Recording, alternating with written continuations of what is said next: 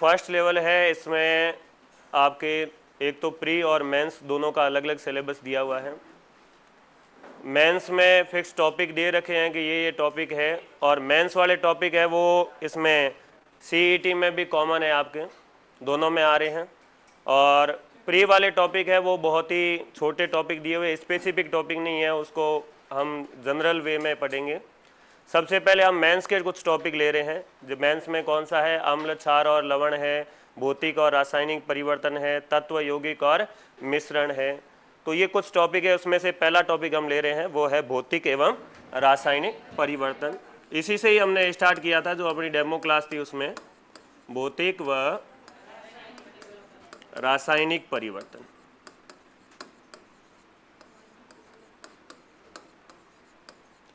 तो इसमें हम पहला परिवर्तन लेंगे, वो कौन सा परिवर्तन होगा, भौतिक परिवर्तन।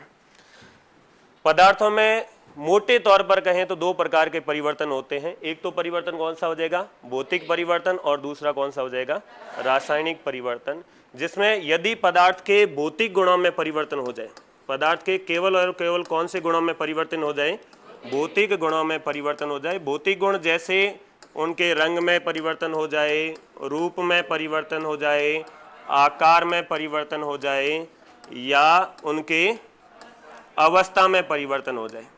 अवस्था कौन सी, तो नॉर्मली तीन अवस्था है। पहली कौन सी है, ठोस, दूसरी अवस्था कौन सी है, द्रव अवस्था, और तीसरी अवस्था कौन सी है, गैस अवस्था। तो या तो ठोस से द्रव में बदल जाए, या द्रव से किस में बदल जाए, गैस में बदल जाए, या फिर इसका उल्टा हो जाए कि गैस से द्रव में बदल जाए और द्रव से वापस किस में बदल जाए, ठोस में, या फिर ठोस से डायरेक्ट किस में बदल जाए, गैस में, या उल्टा हो जाए कि गैस से डायरेक्ट किस में बदल जाए, ठोस में। यानी कि किसी पदार्थ के भौतिक गुणों में परिवर्तन हो जाए लेकिन उसके रासायनिक गुण है उसमें कोई परिवर्तन नहीं हो, तो ऐसा परिवर्तन क्या कहलाता है, भौतिक परिवर्तन कहलाता है। रासायनिक गुणों में परिवर्तन है वो नहीं होगा, तो ऐसा परिवर्तन है उसे कौन सा परिवर्तन कहा जाएगा, भौतिक परिवर्तन कहा जाएगा। ये तो परिभाषा हो गई कि पदार्थों में होने वाला ऐसा परिवर्तन जिसमें पदार्थों के केवल भौतिक गुण जैसे रंग, रूप, आकार, अवस्था आदि में परिवर्तन हो जाए लेकिन उसके रासायनिक गुणों में कोई परिवर्तन नहीं हो, तो ऐसा परिवर्तन कौन सा कहलाएगा, भौतिक परिवर्तन कहलाएगा। लेकिन हम कैसे पहचानेंगे कि ये भौतिक परिवर्तन है कि नहीं है, आपने अभी तो ओळखना पड़ी कि भौतिक परिवर्तन है या नहीं है। तो पहला आपके पहचान होगा, भौतिक परिवर्तन की पहचान कैसे करेंगे, कि पहली पहचान होगी कि इसमें कभी भी नया पदार्थ नहीं बनता है, पदार्थ क्या रहता है, सेम रहता है, नया पदार्थ नहीं बनता है। जैसे एक उदाहरण ले ले हम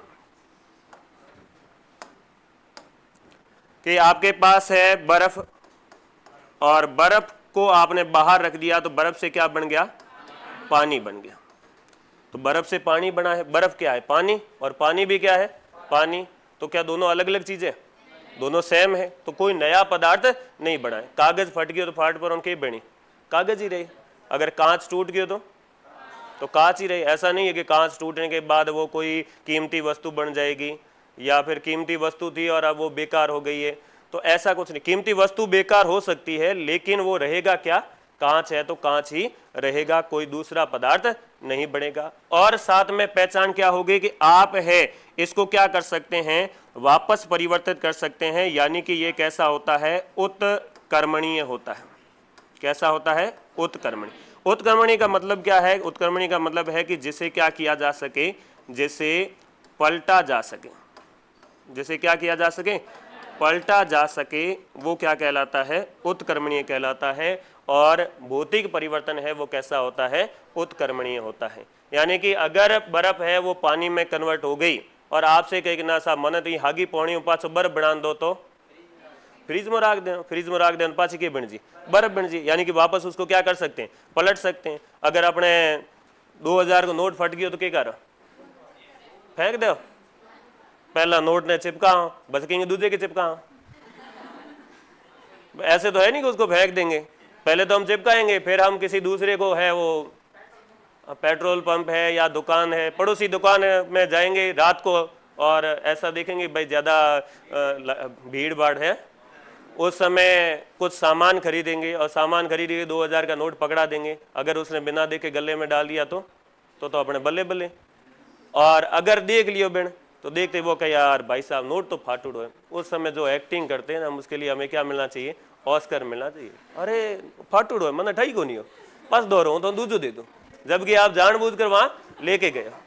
तो अगर नोट फट गया है, कागज फट गया तो रहेगा क्या, वो कागज ही रहेगा, और उसको हम वापस क्या कर सकते हैं, पलट सकते हैं। तो ये कैसे होते हैं, उत्क्रमणीय होते हैं। तो पहला है कि इसमें कभी भी कोई नया पदार्थ नहीं बनता, और दूसरा क्या होते हैं, ये उत्क्रमणीय होते हैं। और उत्क्रमणीय होते हैं यानी कि कह सकते हैं कि ये कैसे होते हैं, तो जितने भी भौतिक परिवर्तन होते हैं वो कैसे होते हैं, अस्थायी होते हैं, अस्थायी होते हैं। जितने भी भौतिक परिवर्तन है वो अस्थायी है, यानी कि उनको हम वापस क्या कर सकते हैं, पलट सकते हैं, तो वो क्या हो जाएंगे, अस्थायी हो जाएंगे। अब इसके उदाहरण क्या हो जाएंगे, तो उदाहरण हो जाएंगे आपके कागज का फटना है, कागज का फटना है, या फिर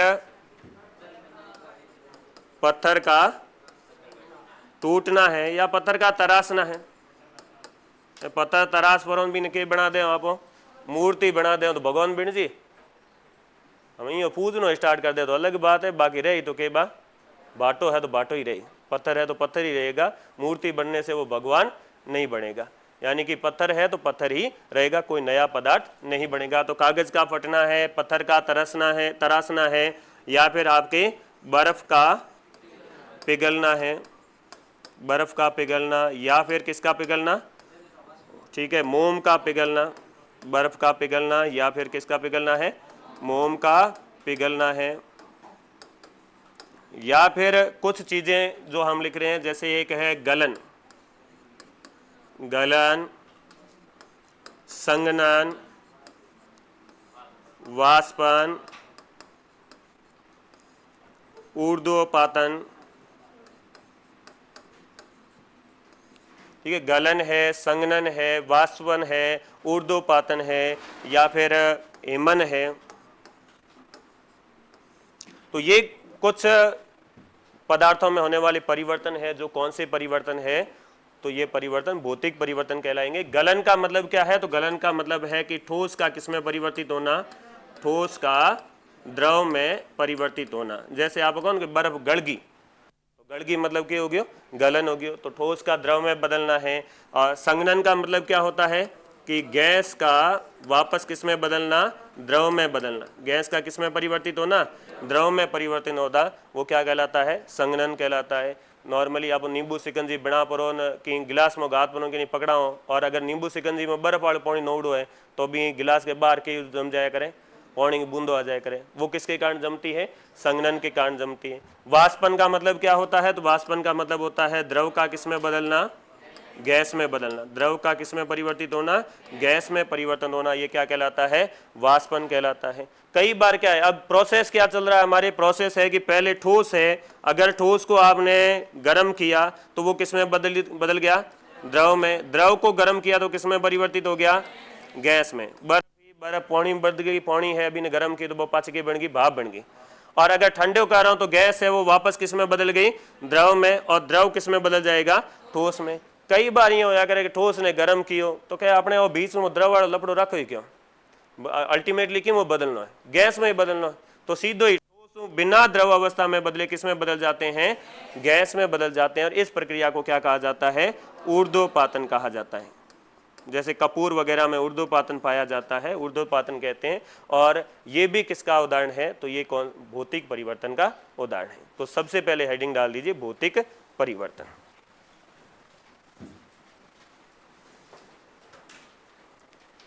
टॉपिक है अपना मेन भौतिक एवं रासायनिक परिवर्तन, और इसमें पहला हो जाएगा भौतिक परिवर्तन।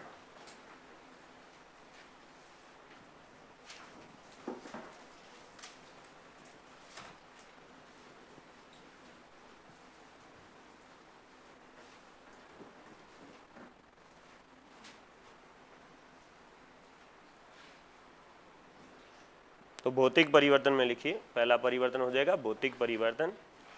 इसमें लिखिए पदार्थों में होने वाला, पदार्थों में होने वाला ऐसा परिवर्तन, पदार्थों में होने वाला ऐसा परिवर्तन जिसमें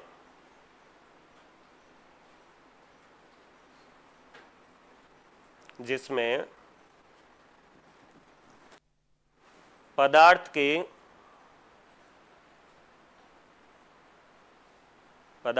भौतिक गुण, जिसमें पदार्थ के भौतिक गुण जैसे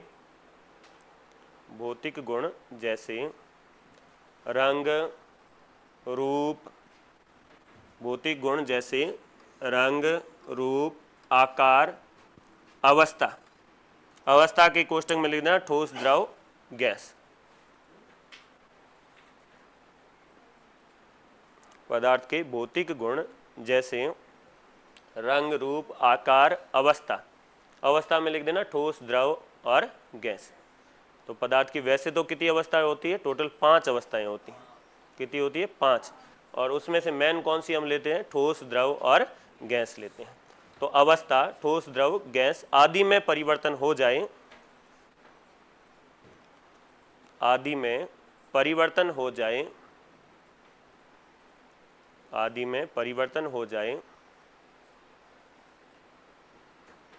लेकिन उसके रासायनिक गुणों में कोई परिवर्तन नहीं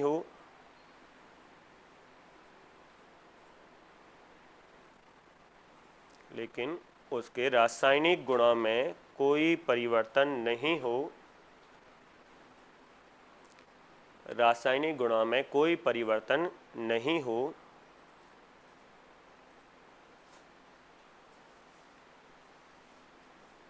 भौतिक परिवर्तन, रासायनिक गुणों में कोई परिवर्तन नहीं हो, भौतिक परिवर्तन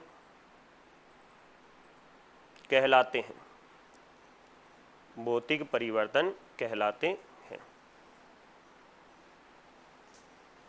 अगला लिखिए, भौतिक परिवर्तन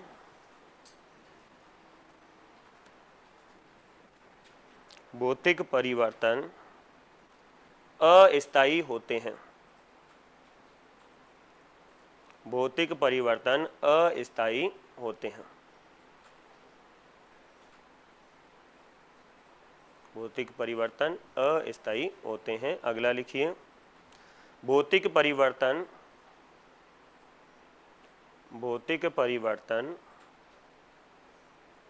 उत्कर्मणीय होते हैं। भौतिक परिवर्तन उत्कर्मणीय होते हैं। भौतिक परिवर्तन उत्कर्मणीय होते हैं। अर्थात भौतिक परिवर्तन उत्कर्मणीय होते हैं, अर्थात इन्हें पलटा जा सकता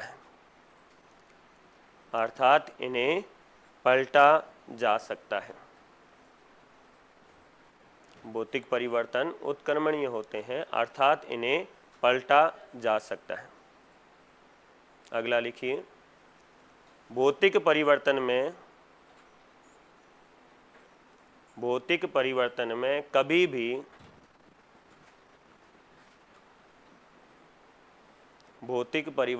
कभी भी नया पदार्थ नहीं बनता है। भौतिक परिवर्तन में कभी भी नया पदार्थ नहीं बनता है। मतलब जो पदार्थ था वो क्या रहेगा? सेम रहेगा। अब लिख दीजिए भौतिक परिवर्तन के उदाहरण। भौतिक परिवर्तन के उदाहरण।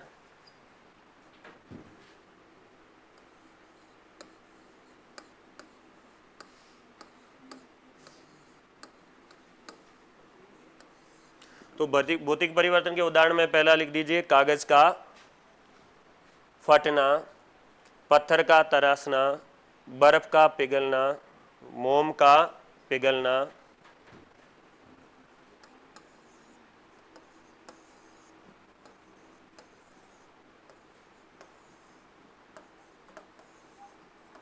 कांच का टूटना,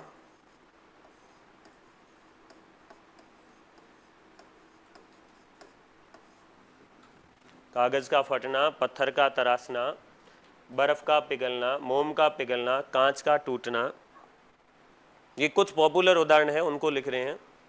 बाकी तो उदाहरण अपने अड़ोस पड़ोस में बहुत सारे हो सकते हैं। आपको तो सिर्फ पहचानना है कि अगर उसको पलट सकते हैं इसका मतलब कौन सा परिवर्तन होगा, भौतिक परिवर्तन। अगर उसको पलटा नहीं जा सकता और नया पदार्थ बन रहा है तो इसका मतलब है कि वो भौतिक परिवर्तन नहीं है, वो कौन सा हो जाएगा, रासायनिक। फिर ये भी लिख दीजिएगा इसमें, गलन, संघनन, वाष्पन, ऊर्ध्वपातन।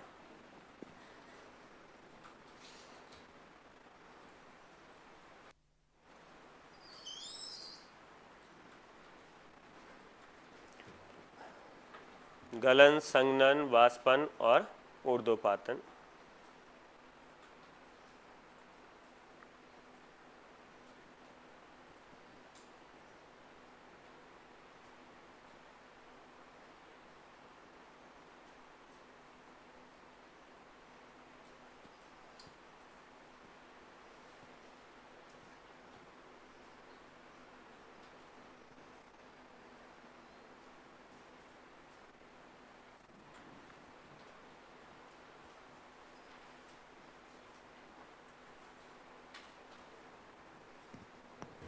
लिख दिए।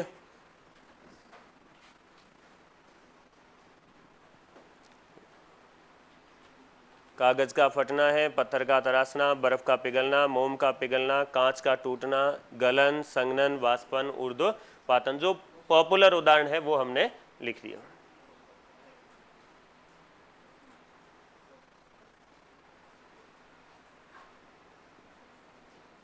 तो गाँव में काम करते करते आप बाजार में आया रहा और बाजार में मैं कमरे में बैठा हूँ, कोचिंग आओ पाछा कमरे, तो आदमी चेहरो थोड़ो केवो जाया करे, गोरो हो जाया करे। तो तावड़े बलूड़ो होया करे तो आपनो थोड़ो केवो जाया करे, गोरो हो जाया करे। और गोरो घणो ठा की पड़या करे तो ठोर ठा पड़या करे लुगाई होंगे।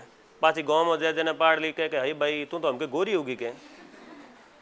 और पाछा जे आप दा एक दिन तावड़े में फिर उनका पाछो कलर बेड़ो बेड़ो, ठीक है। तो कलर चेंज हो एक बार कलर चेंज हो पाछो गयो कलर हागी हो गयो, तो केड़ो परिवर्तन हो गयो, भौतिक परिवर्तन। आदमी हजी हागी है, लेकिन कई बार क्या होया करे कि आदमी पहला तो नॉर्मल अपने जड़ो यो गरीब हो, आपने अच्छो खासो बदलातो, और एक दिन कोई लॉटरी लागी ड्रीम 11 में और लॉटरी लागी करोड़ रुपया आ गया, दूसरे दिन आपको ज्ञान आपने पूछे कौन है भाई तू, यानी कि अब क्या परिवर्तन हुआ, उसके भौतिक गुण परिवर्तन हुए। पहला तो कि आपने जरा कपड़ा नॉर्मल पहन हो तो हमें तो 1 करोड़ को मालिक हो है, तो लग्जरी गाड़ियों में घूम रहे है।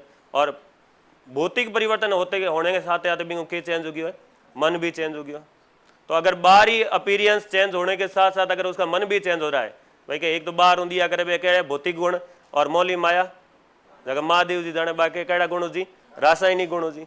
तो बाहरला गुण है बे तो चेंज होया है और मौला गुण जी है जी है, तो कड़ो परिवर्तन है भौतिक गुण। और बाहर लोग हाथे हाथे मोलो ही मन चेंज हो गयो है, तो फिर कड़ो परिवर्तन हो जी, रासायनिक। तो दूसरी हेडिंग डालो रासायनिक परिवर्तन।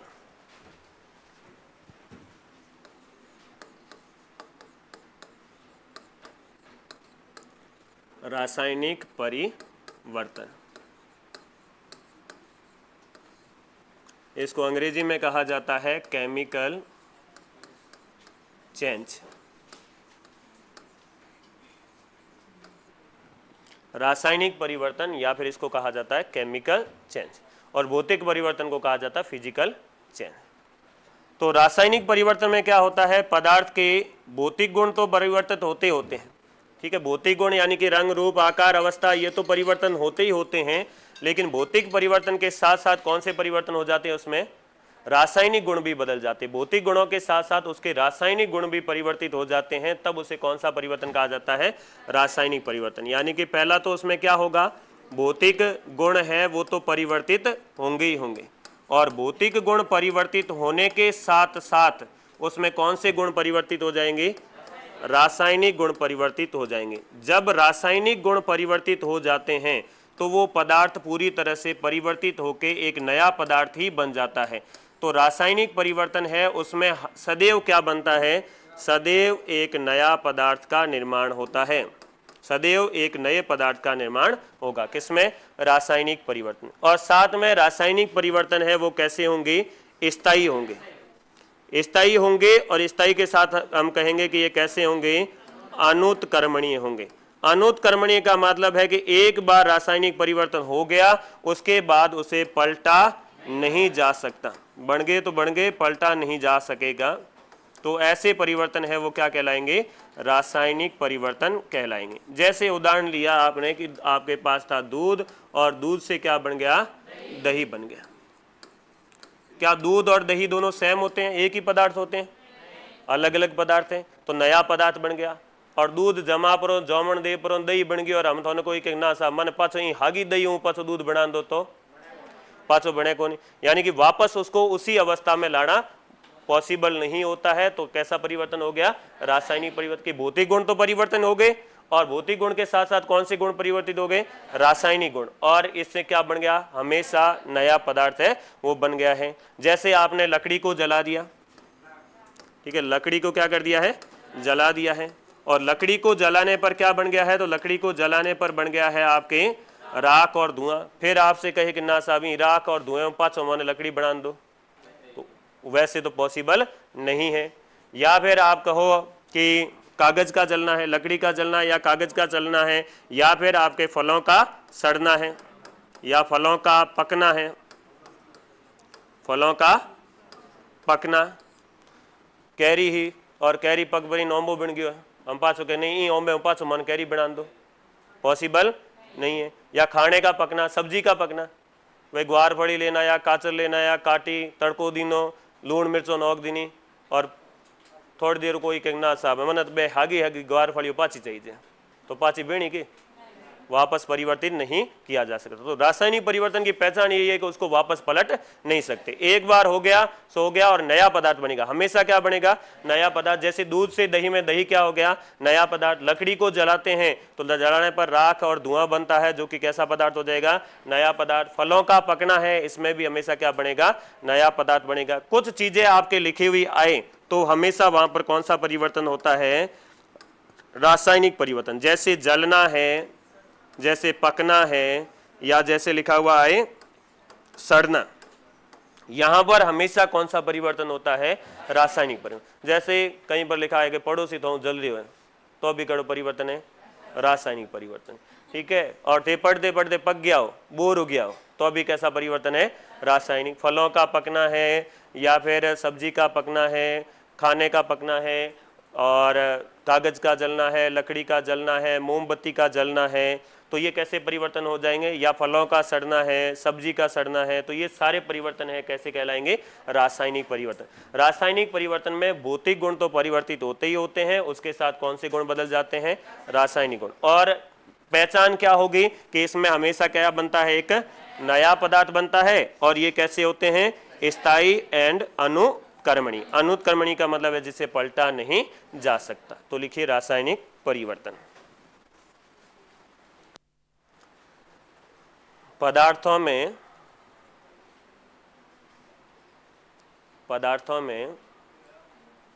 होने वाला ऐसा परिवर्तन, पदार्थों में होने वाला ऐसा परिवर्तन,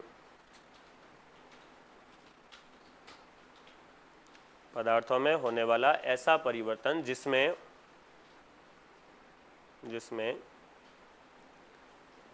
पदार्थ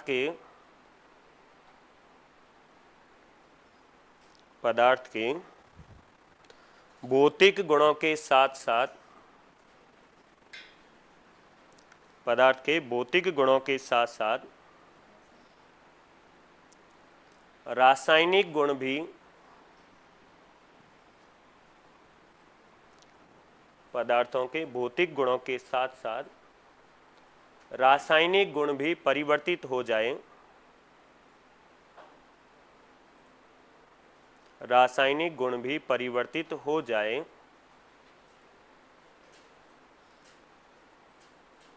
रासायनिक परिवर्तन कहलाता है। रासायनिक परिवर्तन कहलाता है। रासायनिक गुण भी परिवर्तित हो जाए, रासायनिक परिवर्तन कहलाता है। अगला लिखिए रासायनिक परिवर्तन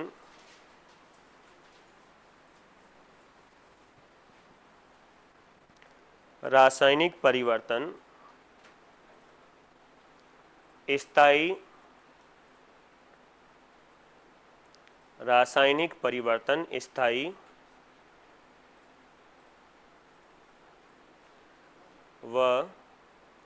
व अनुत्क्रमणीय होते हैं। रासायनिक परिवर्तन स्थायी व अनुत्क्रमणीय होते हैं। एक तो स्थायी होते हैं और एक कैसे होते हैं, अनुत्क्रमणीय। अर्थात इन्हें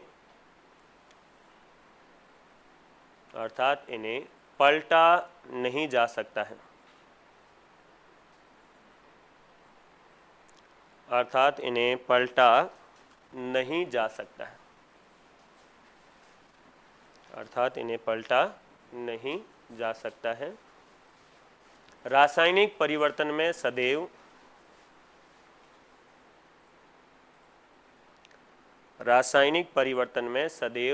एक नया पदार्थ बनता है।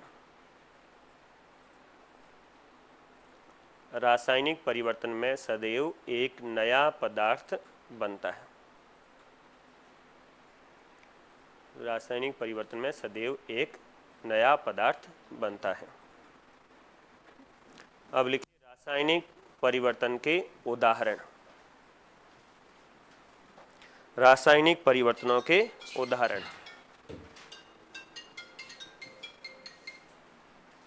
रासायनिक परिवर्तनों के उदाहरण।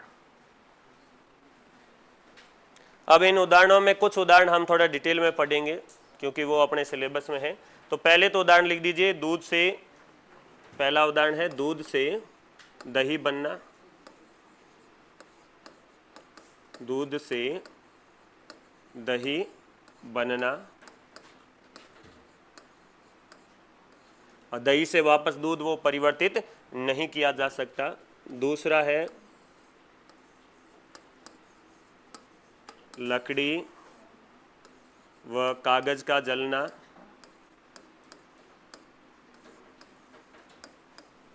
कागज का जलना। तीसरा हो जाएगा मोमबत्ती का जलना। मोमबत्ती का जलना।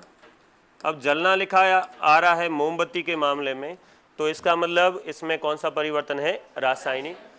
कभी कभार इसमें यह भी माना जाता है कि जब मोमबत्ती जल रही है तो जलने के साथ कुछ मोम पिघल भी जाता है, इसलिए इसमें रासायनिक परिवर्तन के साथ साथ कौन सा परिवर्तन है, भौतिक परिवर्तन है। लेकिन ज्यादातर सही कौन सा होगा इसमें, रासायनिक परिवर्तन, क्योंकि कौन सा वर्ड लिखा हुआ आ रहा है, जलना लिखा हुआ। या फिर आपके कहीं पर ये वर्ड लिखे हुए आ रहे हो, कौन सा, जलना है, जलना या पकना, या फिर कौन सा, सड़ना। तो इसका मतलब कौन सा परिवर्तन हो जाएगा, रासायनिक परिवर्तन हो जाएगा।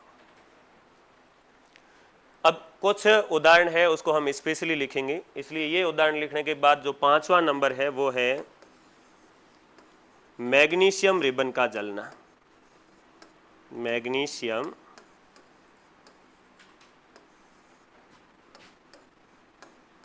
रिबन का जलना।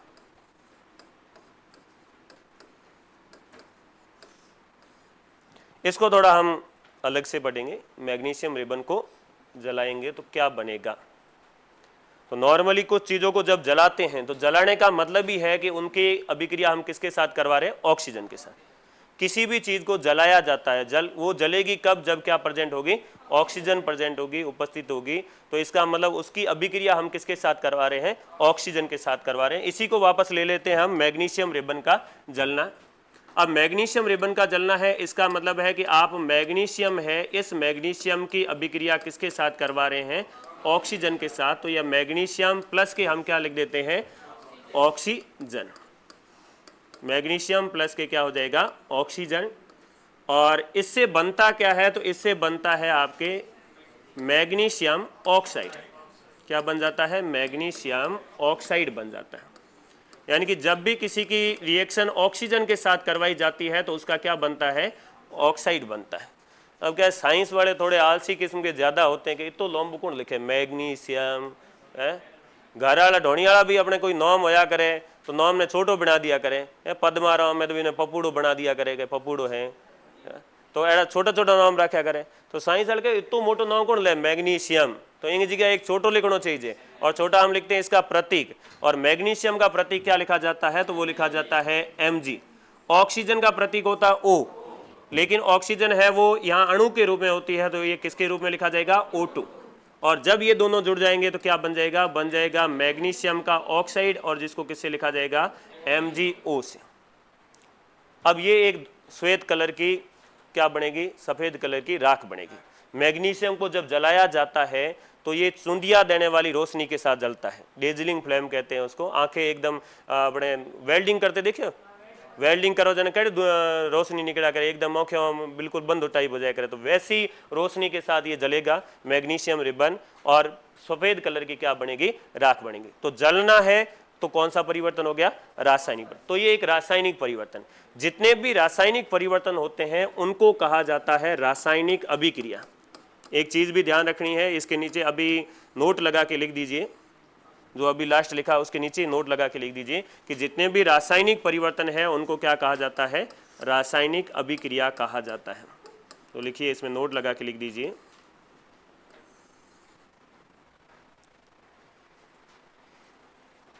नोट लगा के लिखिए, रासायनिक परिवर्तनों को रासायनिक अभिक्रिया कहा जाता है। रासायनिक परिवर्तनों को रासायनिक अभिक्रिया कहा जाता है। रासायनिक परिवर्तनों को रासायनिक अभिक्रिया कहा जाता है।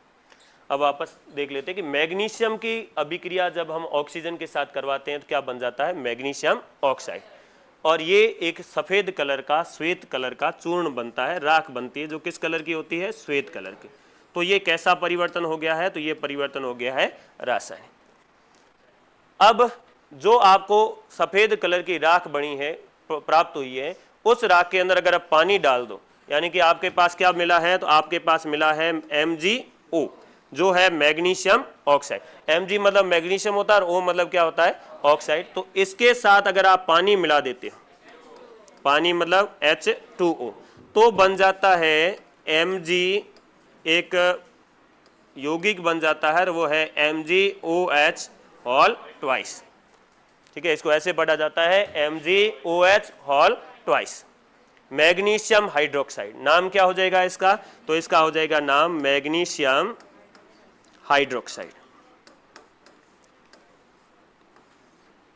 आपने कुछ नहीं किया है, आपने जो राख मिली है आपको, उस राख को आपने किसके साथ मिला दिया है, तो पानी के साथ मिला दिया, और पानी के साथ मिलाने के बाद जो घोल प्राप्त हुआ है उस घोल को क्या कहा जाएगा, मैग्नीशियम हाइड्रोक्साइड कहा जाएगा।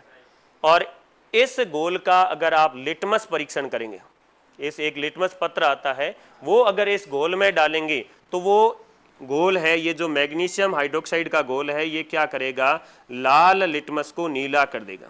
किसको कर देगा, लाल को नीला कर देगा। और लाल लिटमस को नीला कौन करता है, तो वो करता है क्षार। देखो, दो चीजें याद रखते हैं हम, एक तो याद रखते हैं अनीला, ठीक है, या अनिल, अनीला। अनिल तो हम छोरे नो यार, छोरी नो राखनो है तो क्या कहो, अनीला।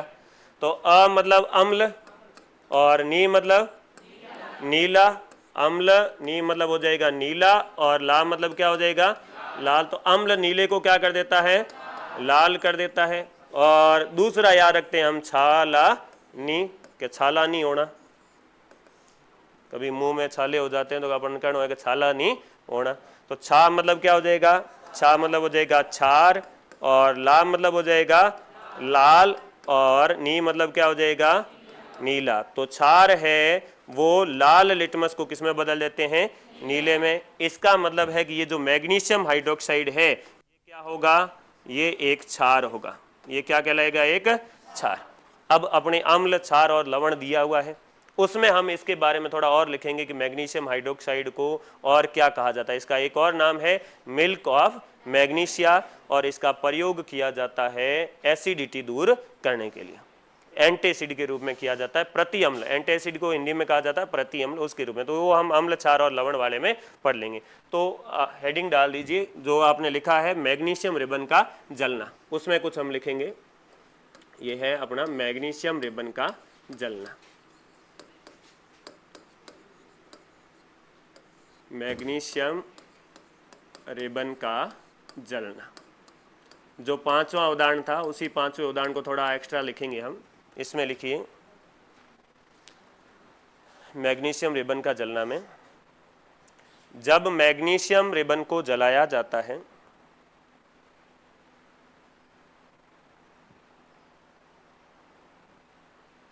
जब मैग्नीशियम रिबन को जलाया जाता है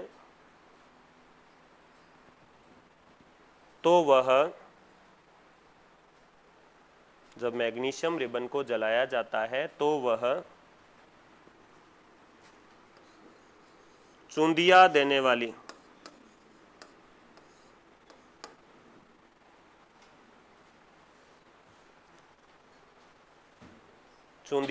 वाली सफेद रोशनी के साथ जलता है। चूंदिया देने वाली सफेद रोशनी के साथ जलता है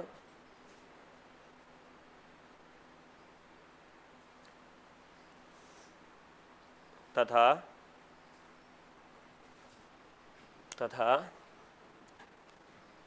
श्वेत रंग का, कलर मतलब रंग, श्वेत रंग का, श्वेत मतलब सफेद ही होता है, श्वेत रंग का चूर्ण प्राप्त होता है। श्वेत रंग का चूर्ण प्राप्त होता है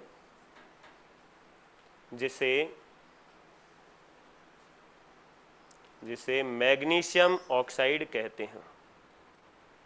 जिसे मैग्नीशियम ऑक्साइड कहते हैं। जिसे मैग्नीशियम ऑक्साइड कहते हैं। अब उसमें ये अभिक्रिया लिख दीजिए, मैग्नीशियम प्लस के ऑक्सीजन क्या बन रहा है? Magnesium oxide. मैग्नीशियम प्लस के ऑक्सीजन बन रहा है मैग्नीशियम ऑक्साइड। लिख देंगे इसको ऐसे, Mg प्लस के O2 क्या बन रहा है? MgO।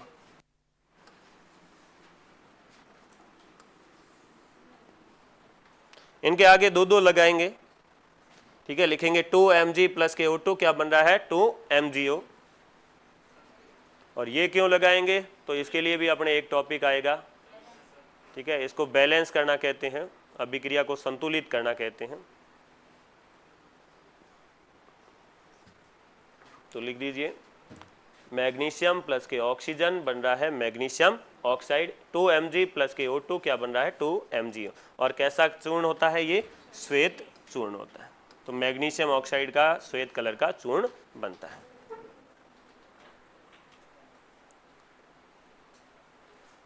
लिख दिया? आगे लिखिए, इस श्वेत चूर्ण को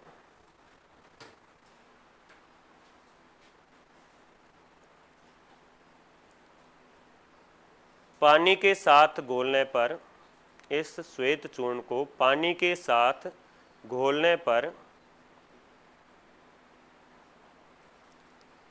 इस श्वेत चूर्ण को पानी के साथ घोलने पर मैग्नीशियम हाइड्रोक्साइड,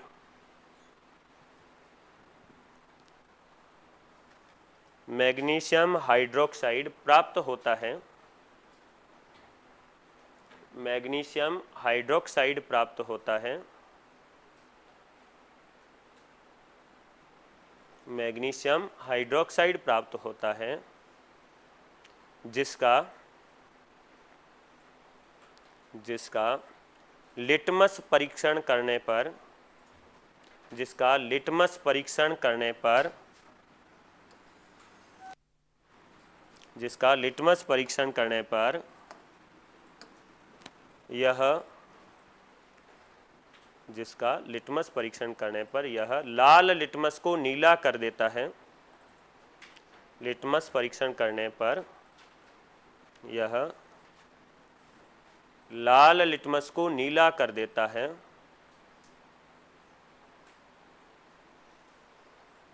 लाल लिटमस को नीला कर देता है, अतः इसकी प्रकृति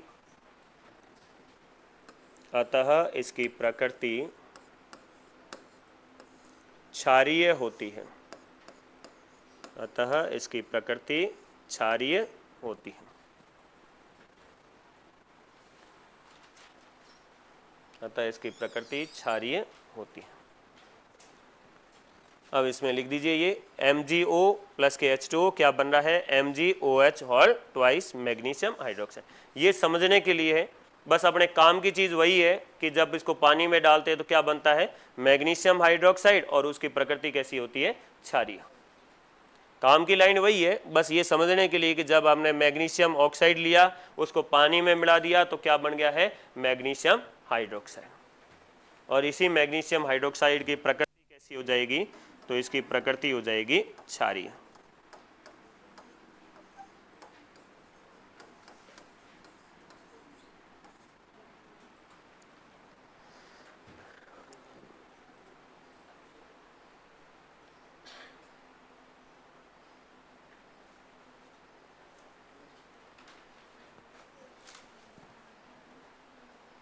लिख दिया। अगला उदाहरण आ जाता है,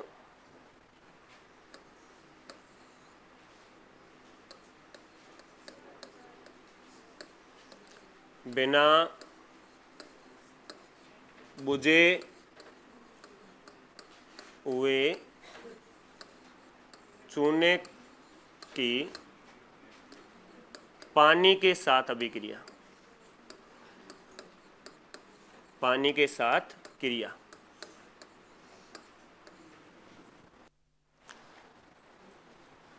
देखो पहला अपने सफेदीकरण हारू किंग प्रयोग करता चूने को। हमें आजकल तो कि एक घना कलर वगैरह आया रहे नामकरण हारू अलग मैकेनिज्म यूज करे, लेकिन पहला तो सीधो ही के करता, हाँ चूनो करता। बी हारू के करता, चूनो लेना आता, और एक कढ़ाई है, कढ़ाई के ना कुंडी लेता, और कुंडी में चूनो डाल पर मुके नौ देता पानी नौता जना बुड़बुड़िया निकलता, और बुड़बुड़िया खाते के निकल दो, धुआं भी निकलता। हाँ, और बहुत गर्मी होती, बहुत ज़्यादा गर्म हो तो अब एक पूरा लकड़ी लेबरी में लकड़ियों घुमाता। आजकल भी की है कि अगर कोई रॉन्ग वगैरह भरे जना यूज किया करे भी ने चूने ने, तो जो चूनो लेना आता वो कप कट्टे में लेना आता, वो कड़ चूनो हो तो बिना बुझा हुआ चूना, ठीक है, बिना बुझा हुआ चूना, इसको क्विक लाइम कहते हैं। और इसका सूत्र क्या होता है, तो इसका सूत्र होता है CaO। ये बिना बुझा हुआ चूना है, जिसको कहते हैं कैल्शियम ऑक्साइड। जब इसमें पानी मिला दिया जाता है तो पानी मिलाते ही गर्मी ऊष्मा बाहर की तरफ निकलती है, और जिस अभिक्रिया में ऊष्मा बाहर निकलती है उसको कहा जाता है ऊष्माक्षेपी अभिक्रिया। तो गर्मी बाहर निकलती है और बाहर निकल के बन क्या जाता है, तो बन जाता है CaOH ऑल ट्वाइस। इसको कहा जाता है चूने का पानी या फिर बुझा हुआ चूना। चूने का पानी कहा जाता है या फिर क्या कहा जाता है, बुझा हुआ चूना कहा जाता है। और इसी बुझे हुए चूने का प्रयोग हम कहाँ करते हैं, सफेदी करने के लिए करते हैं। अब ये भी एक रासायनिक अभिक्रिया है, या क्या है, रासायनिक परिवर्तन है, जिसमें हमने बिना बुझे हुए चूने के साथ पानी मिलाया तो क्या बन गया, चूने का पानी बन गया या बुझा हुआ चूना बन गया। और इस बुझे हुए चूने का प्रयोग कहाँ करेंगे, तो इसका प्रयोग करते हैं हम कहाँ, सफेदी करने के लिए। बुझे हुए चूने का प्रयोग कहाँ किया जाता है, तो इसका प्रयोग किया जाता है सफेदी करने के लिए। हालांकि अपने सिस्टम में चले गए, अगर कहीं धनी नो चूनो है तो चूनो नाम लिया नहीं करे, फिर इन्हें चूने की जगह के आओ धौड़ के आओ। और अगर दादे को नो धोड़ा राम हो गयो तो फिर तो समस्या आओ जी ने। फिर नॉर्मली की है कि अपने डायरेक्ट बात नहीं करनी हुए हो रहे हूँ, जना एक नैनो टाबर रखे करो ना बीच में और वाया, और टाबर ने बोलना आओ को नहीं, लेकिन बुआरी है वो बाबे में बात करनी के करे, जना के क्या करे कि छोरे नो टिंकू है तो कह टिंकू तेरे बाबे ने कह तो सामान लेना आना है बाजार हो, हम टिंकू तो बोल नहीं आओ को नहीं, बाबू डायरेक्ट होना है पड़ा। तो बाबू भी पास जवाब देगा हाँ टिंकू तेरी मम्मी ने कह हूँ लिया हूँ। तो अब बात डायरेक्ट होते हुए भी क्या है इनडायरेक्ट है कि बीच में आपको एक रेफरेंस दे दिया। तो अगर भाई बुझे हुए चूने का प्रयोग सफेदी करने के लिए कर रहे हैं, अब बुझे हुए चूना, धनी का नाम चूना है और दादा का नाम धौड़ाराम है, अब दोनों नाम नहीं लेने हैं तो क्या कि बुझे हुए टिंकू के पापा का प्रयोग कहाँ किया जाता है? सफेदी करने के लिए किया जाता है। तो कैल्शियम ऑक्साइड कहते हैं इसको, CaO मतलब क्या है? कैल्शियम ऑक्साइड है। और जब कैल्शियम ऑक्साइड के साथ मिला दिया जाता है, पानी मिला दिया जाता है कैल्शियम ऑक्साइड के साथ, तो पानी मिलाने पर बन क्या जाता है? चूने का पानी, जिसको हम कैल्शियम हाइड्रोक्साइड कहते हैं। जैसे वहां पर बना था मैग्नीशियम हाइड्रोक्साइड, इसी तरह यहां बन जाएगा कैल्शियम हाइड्रोक्साइड। और इसका प्रयोग कहां किया जाता है? सफेदी करने के। सफेदी करने के कुछ समय बाद उस दीवारों में चमक आ जाती है, दीवारें बोलने उठ लग जाती है, मतलब एकदम स्मूथ चिकनी बन जाती है। और वो चिकनी क्यों बनती है? तो उसके पीछे का कारण है कि ये जो कैल्शियम हाइड्रोक्साइड है, CaOH ऑल ट्वाइस है, इसको हम क्या कहते हैं? बुझा हुआ चूना या चूने का पानी कहते हैं। और इसके साथ हम मिला देते हैं कार्बन डाइऑक्साइड गैस। अब कार्बन डाइऑक्साइड गैस तो एनवायरनमेंट में, वायुमंडल में प्रेजेंट होती है। जब वो इसके साथ मिल जाती है तो एक बन जाता है CaCO3, इसको कहा जाता है कैल्शियम कार्बोनेट। और साथ में बन जाता है पानी, और पानी है वो वाष्पीकृत हो जाता है, उड़ जाता है, तो पीछे क्या बचता है? Calcium carbonate. इसका नाम क्या है? तो इसका नाम है कैल्शियम कार्बोनेट। और कैल्शियम कार्बोनेट आप में से कितने जनों ने देखा है?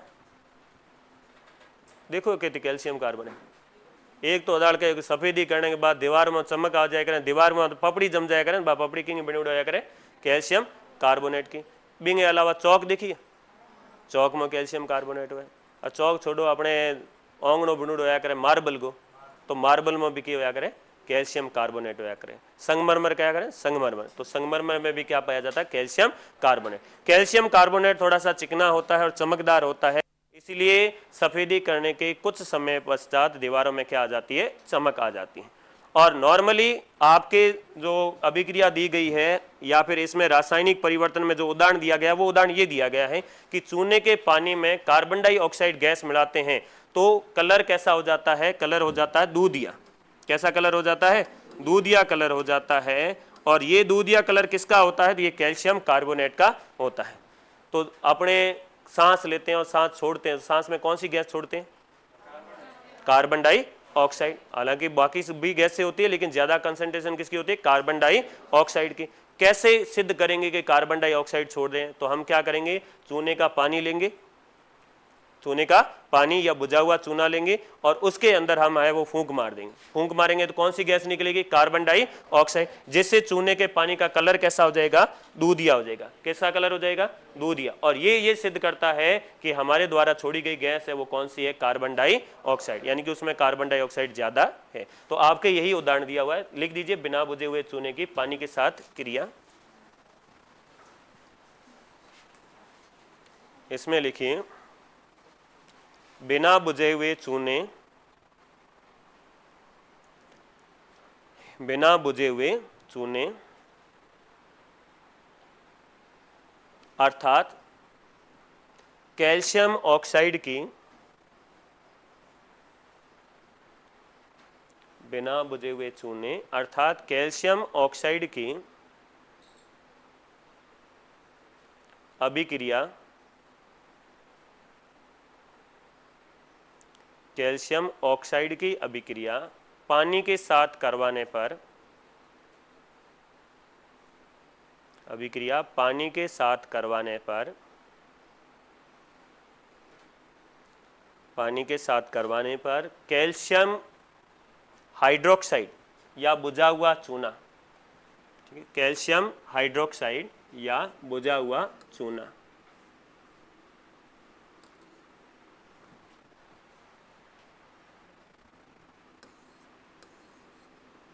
कैल्शियम हाइड्रोक्साइड या बुझा हुआ चूना प्राप्त होता है, कैल्शियम हाइड्रोक्साइड या बुझा हुआ चूना प्राप्त होता है।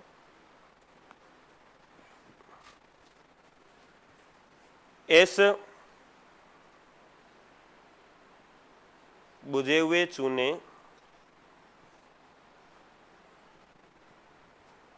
इस बुझे हुए चूने में कार्बन डाइऑक्साइड CO2, इस बुझे हुए चूने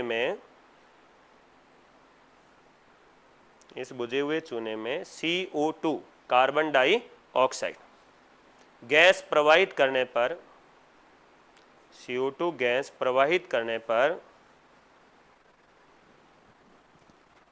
CO2 गैस प्रवाहित करने पर इसका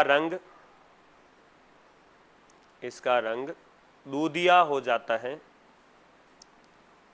प्रवाहित करने पर इसका रंग दूधिया हो जाता है तथा कैल्शियम कार्बोनेट बनता है। इसका रंग दूधिया हो जाता है तथा कैल्शियम कार्बोनेट बनता है। इसका रंग दूधिया हो जाता है तथा कैल्शियम कार्बोनेट बनता है। इसका रंग दूधिया हो जाता है तथा कैल्शियम कार्बोनेट बनता है। अब ये दोनों अभिक्रियाएं लिख देनी है हमें। कैल्शियम ऑक्साइड प्लस पानी क्या बन रहा है? कैल्शियम हाइड्रोक्साइड, जिसे चूने का पानी या क्या कहा जाता है? बुझा हुआ चूना कहा जाता है। और इसका प्रयोग कहाँ किया जाता है? सफेदी करने के लिए। इसमें नीचे लिख दीजिए नोट लगा के भी, बुझे हुए चूने का प्रयोग सफेदी करने के लिए किया जाता है। बुझे हुए चूने का प्रयोग सफेदी करने के लिए किया जाता है। बुझे हुए चूने का प्रयोग सफेदी करने के लिए किया जाता है।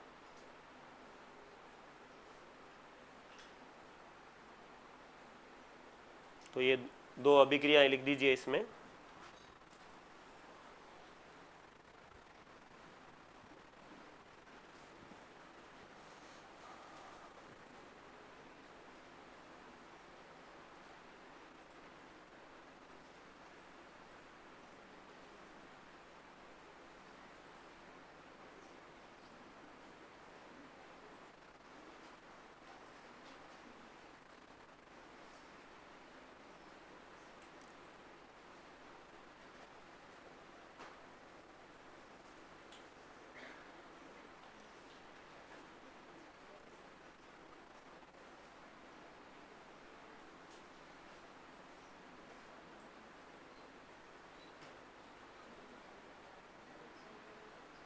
लिख दिया?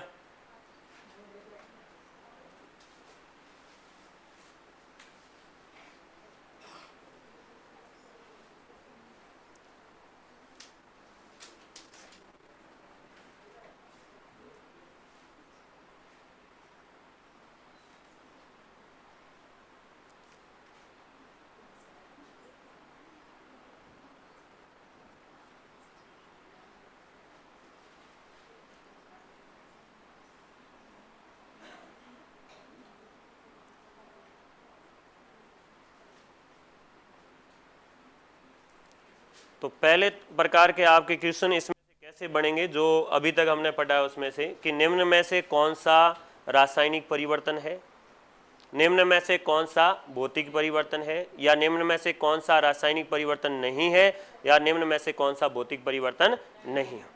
या एक क्वेश्चन ऐसे बनता है कि आपके घर में LPG गैस का सिलेंडर है, आपने रेगुलेटर को ऑन किया, परिवर्तन हुआ A। फिर आपने रेगुलेटर ऑन करके और गैस को जला दिया, परिवर्तन हुआ B। परिवर्तन A कौन सा है और परिवर्तन B कौन सा है? कौन सा होगा परिवर्तन A? आपने रेगुलेटर को चालू किया तो पहले जो सिलेंडर होता है उसमें गैस किस अवस्था में होती है? द्रव अवस्था में। और फिर वो जैसे ही रेगुलेटर ऑन करते हो, दाब बटाते हो, वो किस में परिवर्तित हो जाती है? गैस में। द्रव से गैस में परिवर्तन होता, कौन सा परिवर्तन होगा? भौतिक। तो पहला तो परिवर्तन हुआ भौतिक। फिर आपने गैस को जला दिया तो जलाने पर कैसा परिवर्तन हो गया? रासायनिक परिवर्तन। तो परिवर्तन A तो है भौतिक और परिवर्तन B कैसा है? रासायनिक। फिर आगे ये जो उदाहरण हम पढ़ रहे हैं ये है रासायनिक परिवर्तन के कुछ और उदाहरण। और इसमें से कभी ऐसा पूछा जा सकता है कि एक चूने के पानी के अंदर गैस प्रवाहित की जाती है कार्बन डाइऑक्साइड, तो इसका कलर कैसा हो जाता है? तो कलर कैसा हो जाता है? दूधिया। या फिर चूने के पानी में CO2 गैस प्रवाहित करने पर इसका कलर दूधिया हो जाता है, रंग दूधिया हो जाता है। तो ये कैसा परिवर्तन है? ये एक कैसा परिवर्तन हो जाएगा? रासायनिक परिवर्तन। और बनता क्या है? तो इसमें बनता है कैल्शियम कार्बोनेट। कैल्शियम कार्बोनेट को हम संगमरमर भी कहते हैं। अब इसके दो उदाहरण और बचे हैं। एक तो है लोहे पर जंग लगना, जो अपने इंपॉर्टेंट उदाहरण है। लोहे पर जंग लगना है, जंग से बचा कैसे सकते हैं, जंग से बचाने के क्या क्या तरीके हैं। तो नॉर्मली हम तरीके अपने इस्तेमाल करते हैं, और एक तरीका जो सबसे ज़्यादा इस्तेमाल किया जाता है वो कौन सा है, तो इसके बारे में हमें पढ़ना। जंग लगने के लिए कौन सी चीज़ें ज़रूरी है, यानी कि कौन सी कंडीशंस होती है वो जंग लगने के लिए उत्तरदायी होती है, और लोहे को जंग से बचाने के लिए हम क्या कर सकते हैं, और एक जंग का हमें क्या ध्यान रखना है, फॉर्मूला, जंग का सूत्र क्या होता है। तो इनको हम कल कंटिन्यू कर लेंगे।